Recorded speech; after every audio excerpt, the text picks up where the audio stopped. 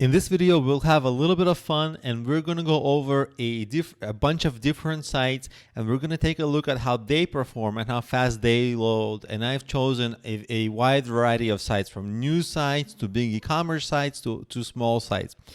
This video is brought to you by EpiPies Academy.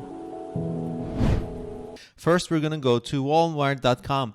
Just a regular big website, and you can see they have pretty bad, this is just the homepage, pretty bad optimization. It took 11 seconds for the first meaningful paint and 30 seconds for the site to be fully interactive.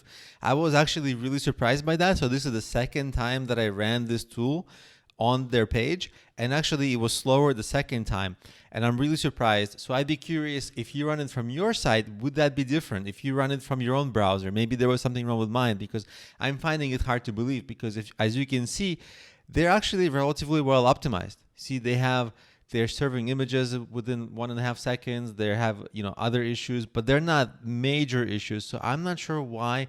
Maybe there are some server issues that we were experiencing with them or on my side, but essentially they took a long time to load without any major identified problems.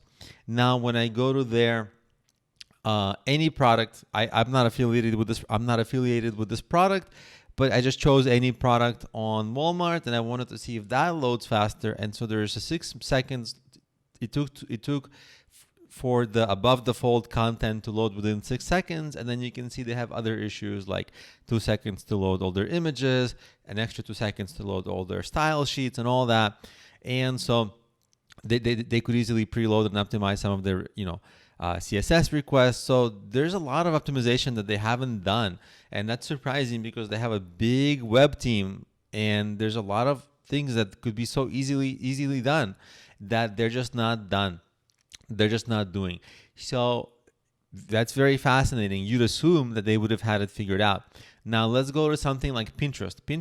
This is a Pinterest board, and Pinterest has much better performance. You see that it took only 3.3 seconds to start loading, and they didn't really have any major issues. I mean, very, very minor issues, really. So Pinterest was quite good.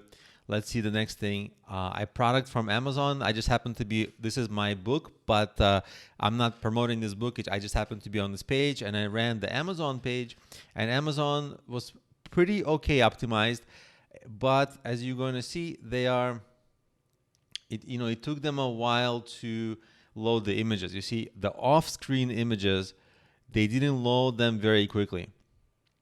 And sorry, I clicked something by accident, but what I wanted to show you is I wanted to expand this, and what I wanted to show you is that the first meaningful paint was in 2.4 seconds, which was really good.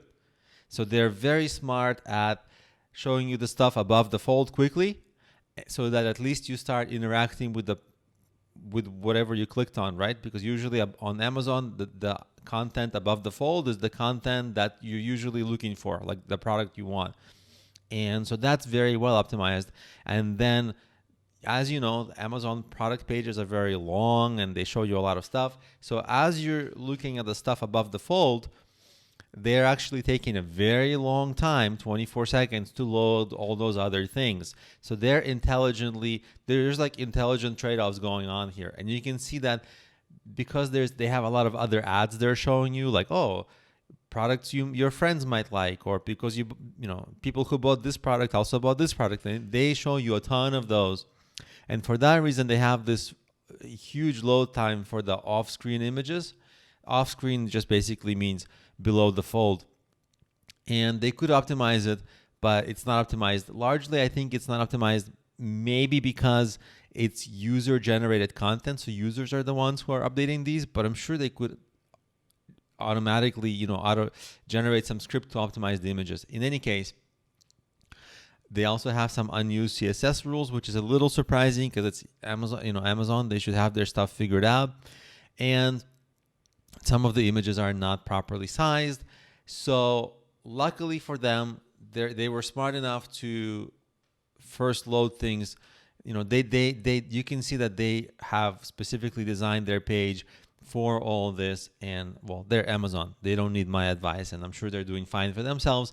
Although we see this is a good example of how they really put care into loading the most important things first, and then they took their time loading the other things. So that was a smart engineering trade-off. Now let's look at a site like CNN.com. CNN.com has just a lot of things going on, a lot of images, a lot of stories. They just have a tremendous amount of content, as you can see on the page. This is their homepage for today. A lot of ads, a lot of content. And so Google gave their performance an actual 0, and it took 18 seconds for them to load the first meaningful paint. I mean, that was pretty bad. And you can see that the images aren't optimized. They're not preloading things. A lot of the common problems, they have all the common problems. So, and I think the main issue that they have is that every day or every hour, some part of the site gets updated. So maybe it's just too much content to keep on optimizing and updating. I don't know why they don't have that optimized so well, but it's pretty slow for these guys. Now, a couple of small sites. This is a client of mine. He sells a grout cleaning product, and he's a small retailer. He's got an e-commerce website. He just sells product, and I wanted to see how his site performs. And Google gave him a 36, and it took 4.7 seconds for his site to provide meaningful content to the user so that the user can start browsing. As far as retailers go, you can see that Amazon did a great job because they serve the products in half the time. And you can see that it just has, and the main problem is the image. And if it has just this one bottle image, if he can compress this image, I believe that he can shave off the load time for his page pretty significantly, and that will immediately boost his SEO. And I know that he cares about his Google SEO because he and I have been working on that. So I'm going to bring that up with him.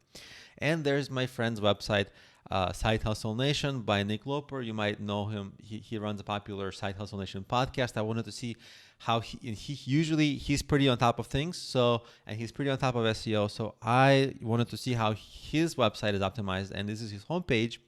And you can see 5.7 seconds for first meaningful paint, with the biggest problem being the images. Even though he's very savvy, it's just many people today, they're just not, even the savvy people, they're just not optimizing the very, very basics like images. And if you start doing the basics, you'll immediately get ahead of even people who are quite savvy.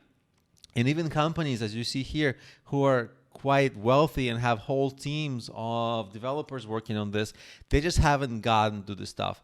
Because at times it's a little bit daunting, it's confusing, but as you can see in this course, it's actually not that hard.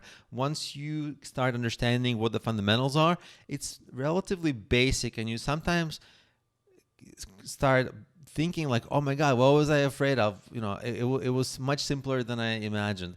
So now that you see the sample set of very different sites, how they perform, and of course throughout this course you saw how my site performs and how we improved it, I'm sure you can. This is the advantage that you can have, because with very minimal work, you can jump over most sites online, boost your sales, and boost your SEO, which will in turn boost your sales.